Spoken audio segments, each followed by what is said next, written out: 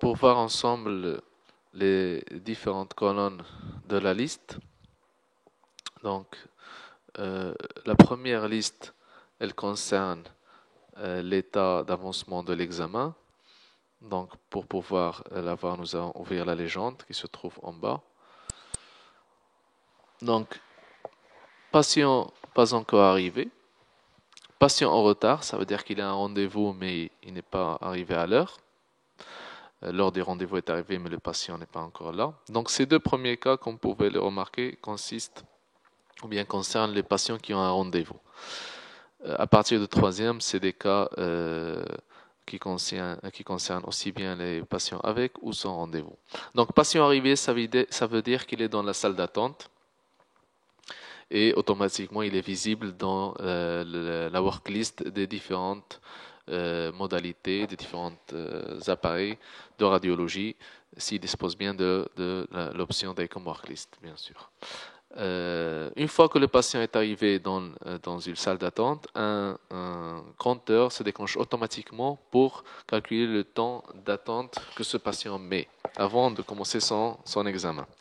Donc, et puis on peut avoir des temps d'attente, un temps d'attente maximal par salle qui peut être configuré. Par exemple, pour un scanner, on peut attendre jusqu'à 30 minutes. Pour un échographe, on ne doit pas dépasser 20 minutes, etc. Donc, une fois que ce délai passe, automatiquement, l'état du patient, il change de patient arrivé à patient trop attendu et l'icône correspondante.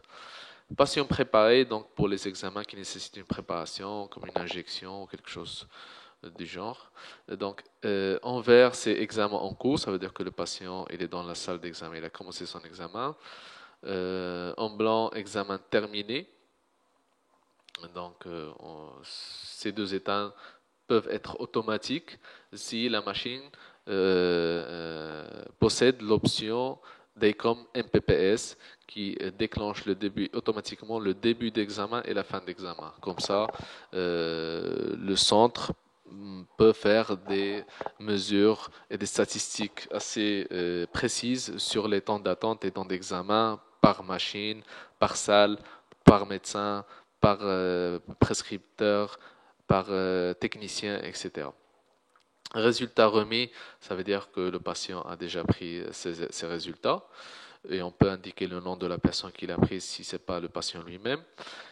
Et le petit rang avec un X rouge, c'est un examen qui a été annulé.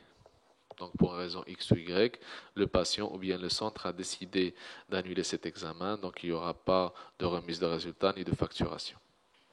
Le deuxième groupe qui correspond à la deuxième colonne, donc il correspond au compte rendu écrit. Donc les comptes rendus écrits, donc il y a en orange, ça veut dire que le compte rendu est en cours de rédaction, donc cours de frappe. En bleu, ça veut dire compte rendu terminé. Avec un X, ça veut dire compte rendu à corriger, donc ça veut dire que le médecin a vérifié et trouvé des erreurs et a indiqué qu'il faut le corriger. En vert, compte rendu signé et verrouillé, donc personne ne peut le modifier à part le médecin lui-même ou l'administrateur du système. Et cette icône noire d'une imprimante, ça veut dire compte rendu imprimé. On va voir par la suite une démonstration détaillée de la gestion de compte rendu et pour les différents cas avec secrétaire, sans secrétaire, avec reconnaissance vocale, etc. Donc, le troisième groupe, il correspond au compte rendu dicté. Donc, en orange, ça veut dire dicté en cours. En noir, ça veut dire dicté terminé. Et en noir, avec du rouge, ça veut dire compte rendu modifié par le médecin après ce que la secrétaire l'ait entendu une première fois. Voilà, donc c'est assez précis, comme ça, la secrétaire, elle sait que le médecin a modifié la dictée, il a ajouté quelque chose après ce qu'elle ait entendu la première fois. Voilà. Le groupe suivant, il correspond aux informations de facturation et de paiement. Donc, en orange, examen partiellement payé, ça veut dire qu'il y a une avance. En bleu, examen coté, ça veut dire que en fonction de ce qui a été fait comme examen, en fonction de la classe comptable du patient, s'il a des conventions, s'il a une tarification spéciale, s'il est payant, s'il n'est pas payant, etc., s'il y a une prise en charge, donc on établit le prix exact. En vert, ça veut dire examen totalement payé. En G, examen gratuit. Donc, un examen gratuit, donc il y a des centres qui ont un quota d'examen gratuit, par exemple, où le patient bénéficie des soins médicaux gratuitement sans facturation. Donc, cette image, elle indique que l'examen a été synchronisé avec le PACS, c'est-à-dire que les images correspondant à cet examen, elles se trouvent bien archivées sur le PACS. Comme ça, le patient n'a pas à revérifier tous les examens. Ces deux chaînes, ça veut dire c'est pour la gestion des examens complémentaires. Donc un examen principal, c'est en vert, un examen complémentaire, c'est en blanc. Puis nous avons dossier prêt. Donc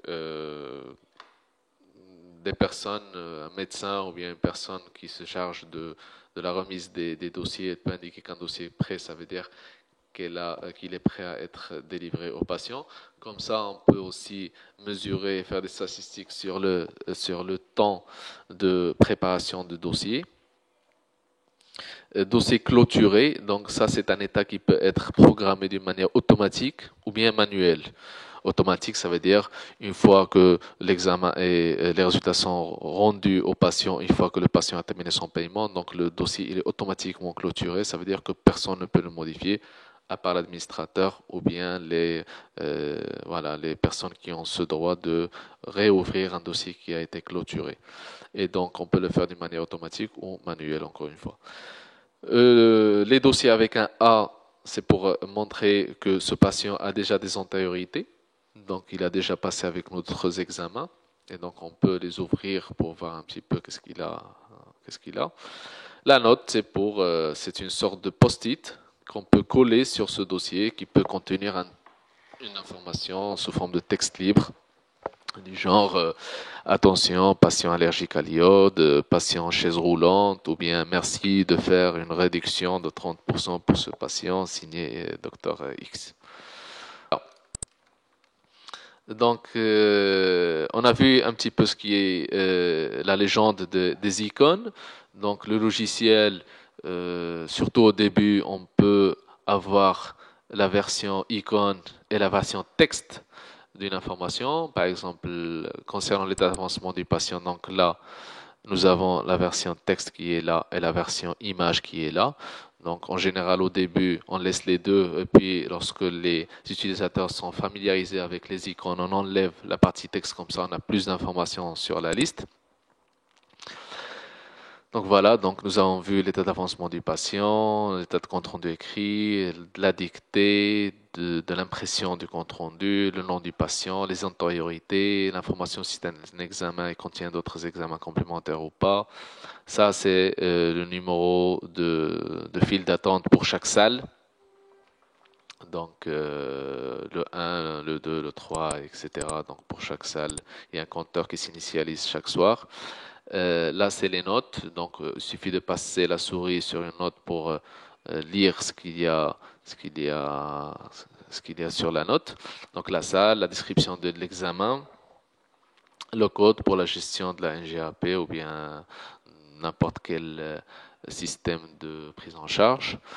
Les icônes concernant le paiement et la cotation et la facturation. Donc, numéro de facture.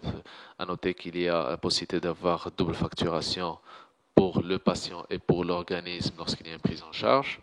Date de l'examen, ordre de rendez-vous, donc si le dossier est prêt ou pas. Donc, lorsque le dossier est prêt, donc on va apparaître ces icônes. Paiement de convention. Donc, dans le cas des conventions, on va traiter le cas de convention par la suite. Donc, ici, c'est pour avoir une information si la partie qui correspond à l'organisme a été payée ou pas. Donc, le montant de l'examen, le prescripteur, verrouillé ou pas, pièces jointes. Donc là, par exemple, on peut scanner des documents et les lier au dossier. Ça peut être des ordonnances, ça peut être d'autres images. Donc, je fais un double clic ici. Et là, j'ai l'ordonnance de ce patient pour cet examen. Donc, je peux avoir une liste de plusieurs documents. Donc, quand on peut voir ici, donc on peut ajouter plusieurs listes. Reste à payer. Image, donc est-ce qu'il y a l'image correspond à cet examen dans le PAX ou pas? Ça, c'est une configuration à faire et ça marche avec tous les PAX. Est-ce que le patient a donné une avance ou pas? Les différentes heures, on peut avoir l'heure d'arrivée, l'heure de début d'examen, l'heure de fin d'examen, l'heure de dossier prêt, etc. Le montant TIK, c'est le ticket modérateur, ça veut dire c'est la partie que le patient doit payer, montant de la convention, rendez-vous pris par, on peut ajouter aussi la date de prise de rendez-vous, date promise de remise des résultats, est-ce que le patient a été sous anesthésie générale ou pas, etc. Donc ça, c'est uniquement une partie des colonnes de la liste. Donc, on peut avoir beaucoup plus. Donc là, par exemple, très rapidement, on peut avoir l'âge, l'information sur l'assurance, le nom de la convention, la durée. Donc, et puis, pour les durées, on peut avoir la durée de création de compte rendu, d'attente pour le passage, d'attente début de compte rendu, etc., durée d'examen. Donc, les heures, la même chose. Donc, heure de fin d'examen, heure de début de compte rendu. Donc, on peut être assez détaillé en matière de durée et d'heures de chaque opération.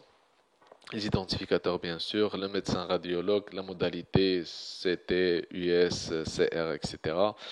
Les montants. Donc, voilà, donc numéro de facture, numéro 2 pour l'organisme. Le numéro de séjour de registre quittance donc pour les services de radiologie dans les hôpitaux publics. L'occupation de la salle, donc ça c'est un temps qui nous dit un petit peu combien de temps le patient a occupé la salle entre l'attente et entre l'examen, les sessions d'examen. Respect d'heure promise ou pas pour la remise des résultats, rendez-vous pris par. Pour le cas d'un hôpital ou bien d'une clinique, on peut avoir l'information sur le service, qui est le service qui nous a envoyé le patient. Donc ça peut être bien sûr un patient externe ou bien un patient qui nous vient dans notre service.